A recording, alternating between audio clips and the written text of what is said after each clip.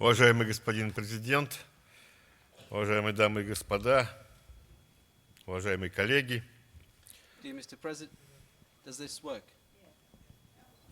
Dear Mr. President, ladies and gentlemen, dear colleagues. 3 недели назад в заснеженном Салехарде мы с вами обсуждали проблемы обеспечения экологической безопасности в Арктике.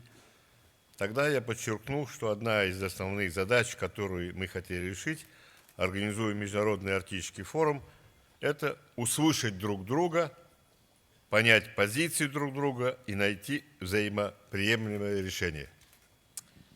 3 weeks ago, in the snow-covered Salehard, we together discussed the problems of ensuring ecological security in the Arctic. And at that session, I emphasized that by organizing the International Arctic Forum, one of the tasks was to make sure that we listen to each other, understand each other's position, and we together find the mutually acceptable solutions. Я искренне рад, что президент Гримсон поддержал нашу идею необходимости продолжения конструктивного и открытого диалога по арктическим проблемам между всеми заинтересованными сторонами и предоставить площадку для дискуссий в новом расширенном формате здесь, на гостеприимной исландской земле. I'm sincerely happy and I'm grateful to President Grimson, who supported our initiative to continue the constructive and open dialogue on the Arctic problems between all the interested parties, and has provided this platform for the discussion in the new expanded format here on the hospitable Icelandic land. Тема нашей сессии, председатель которой является мой друг, я подчеркиваю, президент Гримсон, Россия и Арктика. Я понимаю и уверен, что эта сессия будет особенно продуктивной и успешной. У нас здесь профессиональная российская команда, парламентарии, дипломаты, представители бизнеса. Здесь есть даже студенты Дальневосточного морского университета, которые в этом году впервые с географическим обществом отправились в Арктику. Поэтому, я думаю, мы сможем сообща ответить на любые вопросы, касающиеся такой необъятной темы, как Россия и Арктика. The theme of this plenary session, of which President Grimson is the chairman, is Russia and the Arctic. And at this session, we have a team of professionals representing the country. It's the members of the parliament, diplomats, representatives of business, and even students of the Maritime University from Vladivostok. Therefore, I believe that together, by joining our efforts, we can answer any questions related to this broad subject, Russia and the Arctic.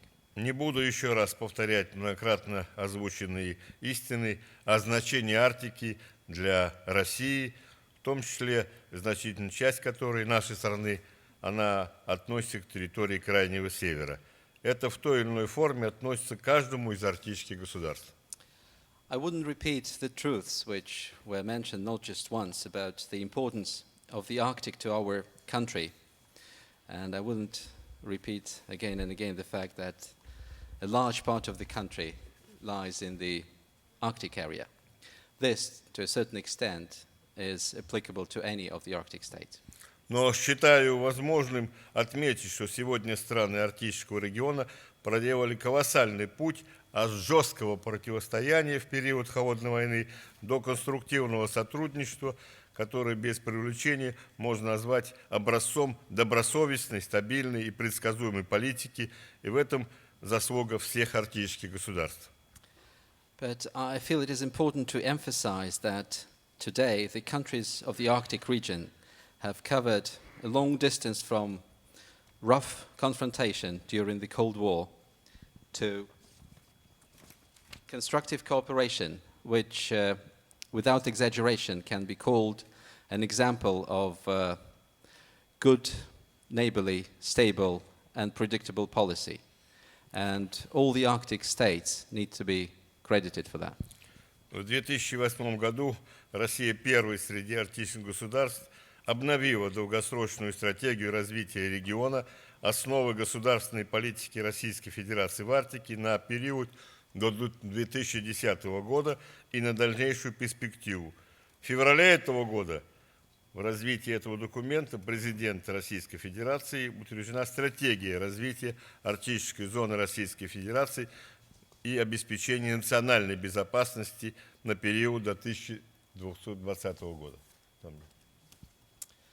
In 2008, Russia was the first among the Arctic states which has updated its long-term strategy of the region's development, the strategy which is called the Fundamentals of the State Policy of the Russian Federation in the Arctic for the period until the year 2020 and for the further perspective. And in February this year, 2013, as a continuation of the process, the President of the Russian Federation has approved the strategy of development of the Arctic zone of the Russian Federation and insurance of the national security for the period until the year 2020. Я хочу подчеркнуть, что аналогичные документы были приняты за последние 5 лет всеми арктическими государствами. При всей национальной специфике этих стратегий в них много общего. В первую очередь это отстаивание национального суверенитета в Арктике, разумное хозяйственное освоение севера в сочетании с бережным отношением к окружающей среде и интересам коренных народов, государственная поддержка северных регионов, широкое многоплановое сотрудничество с другими арктическими государствами. Такая позиция арктических держав является самой прочной основой для мирного и добросовестного, добрососедского развития арктических регионов. It should be noted that similar documents during the past 5 years were approved by all the members of the Arctic Council, by all the Arctic states. And taking into account all the national specifics of these strategies, they have very much in common. And first of all, these are protection of national sovereignty, the responsible economic development of northern regions in combination with careful attitude to the environment and the interests of the indigenous people, the state support of the northern territories, as well as wide multi-aspect cooperation with other Arctic states. Such positions of the Arctic countries is indeed the most important and strong basis for peaceful and good neighborly development of the Arctic region. Важнейшим инструментом сотрудничества в Арктике стал Арктический совет. Об этом уже много говорилось и, уверен, и дальше будет говориться. Здесь присутствует посол России по особым поручениям в Арктическом совете, всем вам известный Антон Васильев, который вчера уже говорил о значении Арктического совета и сегодня будет готов вместе со мной ответить на ваши вопросы. The Arctic Council has become the major instrument of cooperation in the Arctic. This is something which has been mentioned before and I'm sure will be mentioned again and again. We have Ambassador at Large Anton Vasilyev, present today, who addressed this forum yesterday, and I'm sure that today he'll be here for you to answer your questions. С учетом перевода я сокращаю свое выступление. Есть научное сотрудничество, это важнейший элемент сотрудничества, международного сотрудничества в Арктике. Международный полярный год, я думаю, нам пора уже активно подключиться и поддержать международную инициативу по Международному полярному году. Это инициатива России, в том числе моя. So one of the important elements of the international cooperation in the Arctic is international scientific cooperation.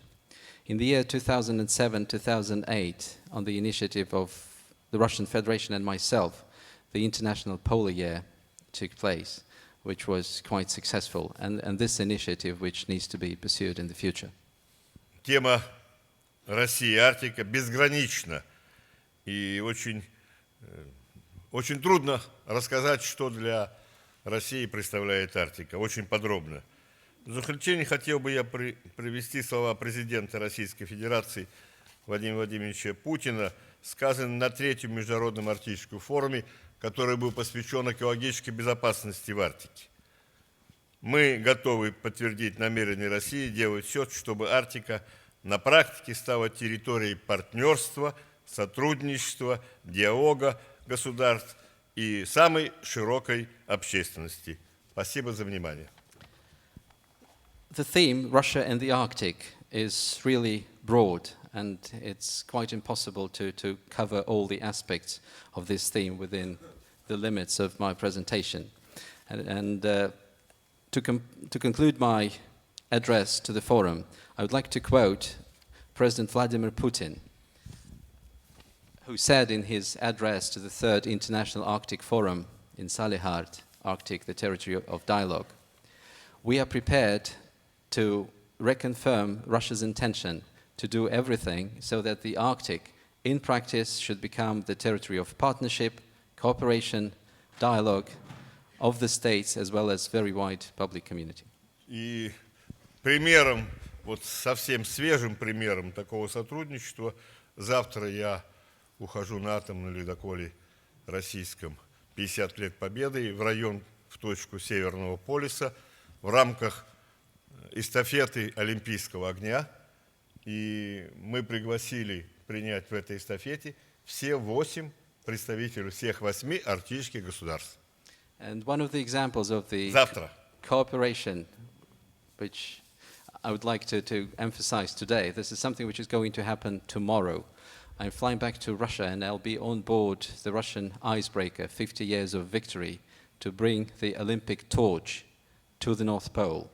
And it's important to emphasize that all the members of the Arctic Council, all the 8 Arctic states, will be present at the ceremony of bringing the torch to the pole. И все сделаем, чтобы огонь, олимпийский огонь, не мог потухнуть на Северном полюсе. And we'll make sure that the torch will not go down in the point of the pole. Thank you.